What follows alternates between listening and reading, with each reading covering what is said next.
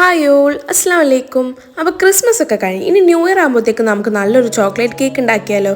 ബേക്കിങ്ങിൽ യാതൊരു മുൻപരിചയമില്ലാത്ത എനിക്ക് ഇങ്ങനത്തെ ഒരു നല്ലൊരു കേക്ക് ഉണ്ടാക്കാന്നുണ്ടെങ്കിൽ നിങ്ങൾക്ക് എല്ലാവർക്കും ഉണ്ടാക്കാം. അപ്പോൾ നമുക്ക് എങ്ങനെ ഉണ്ടാക്കുന്നത് നോക്കിയാലോ?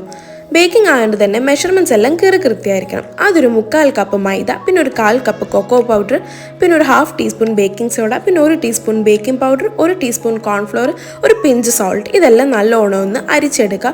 ഒരു 2-3 പ്രാവശ്യമൊക്കെ അരിച്ചെടുക്കുന്നത് നല്ലതായിരിക്കും. അതിനുശേഷം ഞാനൊരു ഹാൻഡ് വിസ്ക് വെച്ചിട്ട് ഇതെല്ലാം നല്ലോണം മിക്സ് ചെയ്ത് കൊടുക്കുക. നമ്മുടെ ഡ്രൈ ഇൻഗ്രീഡിയൻസ് എല്ലാം ഇപ്പോൾ ഇവിടെ സെറ്റ് ആയിട്ടുണ്ട്.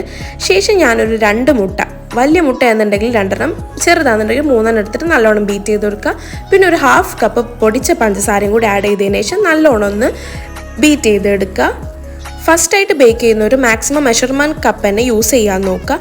അത് ബീറ്റ് ചെയ്തതിന് ശേഷം ഒരു 1/4 കപ്പ് സൺഫ്ലവർ ഓയിൽ ആഡ് ചെയ്ത് കൊടുക്കുക. പിന്നെ 1 ടീസ്പൂൺ വാനില എസൻസും ഒരു 1/2 കപ്പ് വാം വാട്ടറും ആഡ് ചെയ്ത് കൊടുക്കുക. വാം എന്ന് പറയുമ്പോൾ നമ്മൾ നോർമൽ ടെമ്പറേച്ചറിൽ നിന്ന് മാറില്ല, ജസ്റ്റ് ഒരു ചൂടിൽ അത് ഫസ്റ്റിൽ ഇട്ടിട്ട് തന്നെ ജസ്റ്റ് ഒന്ന് ബീറ്റ് ചെയ്തെടുക്കുക. അതിനുശേഷം നമ്മൾ ഡ്രൈ ഇൻഗ്രീഡിയൻസ് കുറച്ച് പോർഷൻസ് ആയിട്ട് ആഡ് ചെയ്തിട്ട് ജസ്റ്റ് ഒന്ന് ബീറ്റ് ചെയ്തെടുക്കുക. ഓവർ ബീറ്റ് ചെയ്യേണ്ട, ജസ്റ്റ് ഒന്ന് മിക്സ് ചെയ്തെടുത്താൽ മതി. ശേഷം ഞാൻ ബീറ്റർ മാറ്റി വെച്ചതിന് ശേഷം ഇതെല്ലാം കൂടി നല്ലൊന്ന് നമ്മൾ ഹാൻഡ് വിസ്ക് വെച്ചിട്ട് മിക്സ് ചെയ്ത് കൊടുത്തിട്ടുണ്ട്. ഞാൻ കുക്കിങ്ങിൽ പലതും പരീക്ഷിച്ചിട്ടുണ്ടെന്നുണ്ടെങ്കിലും കേക്ക് ആദ്യമായിട്ടാണ് ബേക്ക് ചെയ്യുന്നത്. അപ്പോൾ ഒരു സിമ്പിൾ റെസിപ്പി തന്നെ ബേക്ക് ചെയ്യാൻ നോക്കാമെന്ന് വിചാരിച്ചു. അതിനുശേഷം ഞാൻ ബട്ടർ പേപ്പർ വെച്ചിട്ടുള്ള മോഡിലേക്ക് നമ്മളെ ബാറ്റർ മാറ്റി കൊടുത്തിട്ടുണ്ട്. നമ്മൾ ഓവൻ കേടായതുകൊണ്ട് സ്റ്റൗവിൽ വെച്ചിട്ടാണ് ബേക്ക് ചെയ്തെടുക്കുന്നത്. അപ്പോൾ ഒരു പാൻ വെച്ച് അതിലൊരു തട്ട് വെച്ചതിന് ശേഷം നമ്മൾ ഇതൊന്ന് ബേക്ക് ചെയ്യാൻ വെക്കുക. ആദ്യം ഒരു 2-3 മിനിറ്റ്സ് ഹൈ ഫ്ലെയിമിൽ വെച്ചിട്ട് പിന്നെ ഒരു ലോ ടു മീഡിയം ഫ്ലെയിമിൽ 35 to 40 മിനിറ്റ്സ് ബേക്ക് ചെയ്തെടുത്ത് നമ്മളെ കേക്ക് ഇവിടെ സെറ്റ് ആയിട്ടുണ്ട്. അതിന് അപ്പർ പോർഷൻ ഒന്ന് കട്ട് ചെയ്ത് മാറ്റുക. ഇനി ആരും വീട്ടിൽ പരീക്ഷിക്കരുത് എന്ന് പറഞ്ഞുകൊണ്ട് ഞാനൊരു ഐറ്റം ഇവിടെ അവതരിപ്പിക്കുന്നു.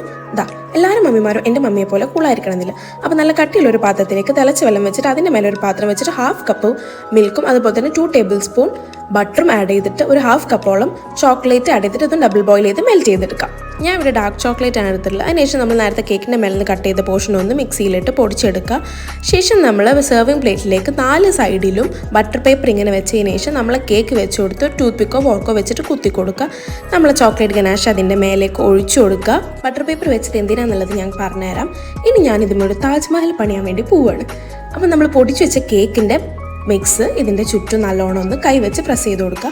ഇത് അവിടെ ചുറ്റും ആവാതിരിക്കാൻ വേണ്ടിയിട്ടാണ് നമ്മൾ ബട്ടർ പേപ്പർ വെച്ചത്.